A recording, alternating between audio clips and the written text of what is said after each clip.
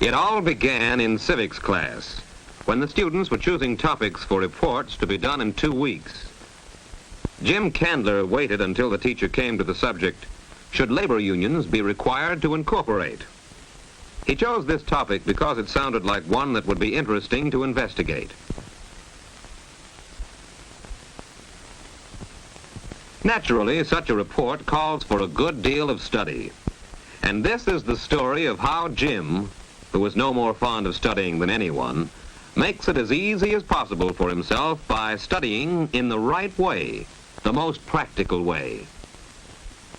The various students in this study hall have many different ways of studying, and ways of not studying, wasting time and effort. All of them could accomplish more with less effort by learning to make the best use of their time. Ken certainly isn't getting much out of his time. And Frank, well, we'll see about him later. Jim is naturally thinking about that civics report. He doesn't want to put it off till the last minute. But still, he has 2 weeks, and meanwhile, there's other studying to be done. So he figures out how much he has to get done and how much time he has to do it in.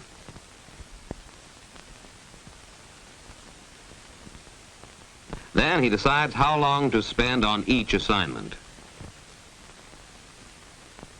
First, he has to get ready for his science class this afternoon. Then he can give the rest of the hour to his civics report. Budgeting your time to make the most of it is one of the skills involved in studying.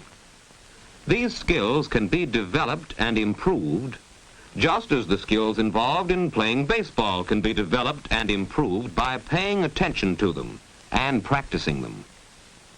Reading is another skill which can be developed. Most of us think we know how to read. But did you know that there are different rates of reading? First, there is skimming. You skim in order to find the parts of the book or chapter you need. You run through the material looking only at the key sentences, like this.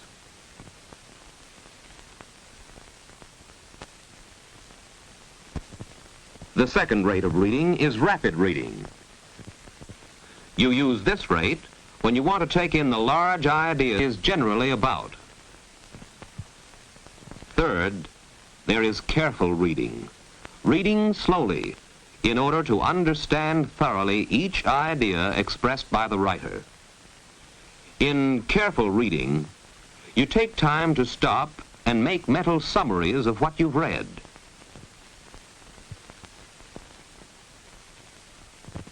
Finally, there is rereading.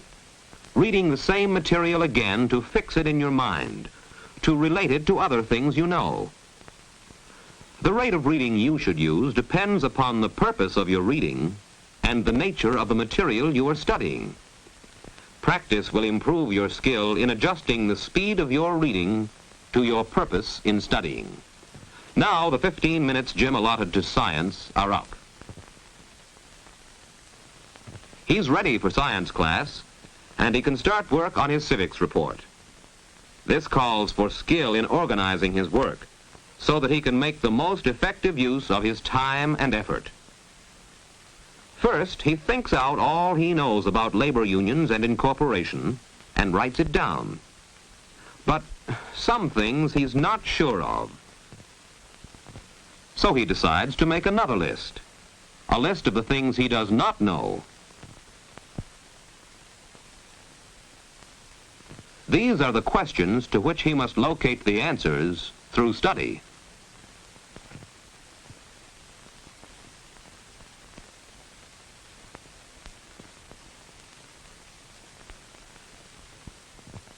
His search for information begins in his civics book.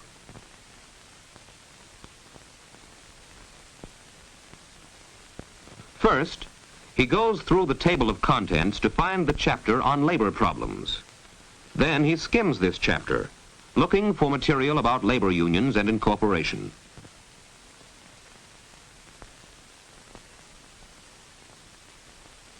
When he finds the section he wants, he reads it quickly, trying to get hold of the large ideas.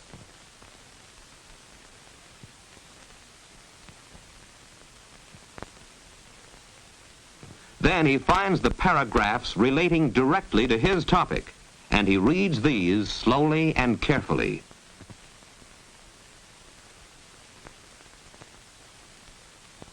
Now he goes back to reread the material, to make it his own.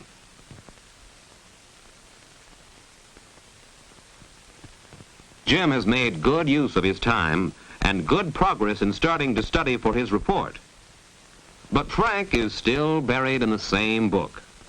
He meant to do some studying in the other two, but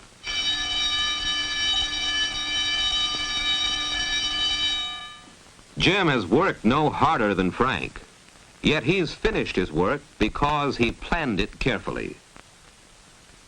2 days later, Jim had some more study time allotted to his civics report. But he finds his civics textbook doesn't contain all the information he needs. He'll have to look for more material. That's a part of study, too. The main source for this additional material is the library. Jim finds his material quickly because he knows how to find the books he wants on the shelves. He knows the overall plan of the library. He knows how to use the card catalog in order to locate any book in the library.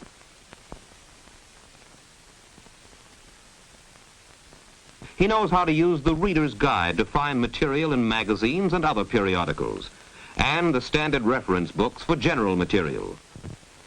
Who's Who for biographical data, the dictionaries for special words, the encyclopedias for surveys of topics. But sometimes you want more material than you can find in a library. Jim did.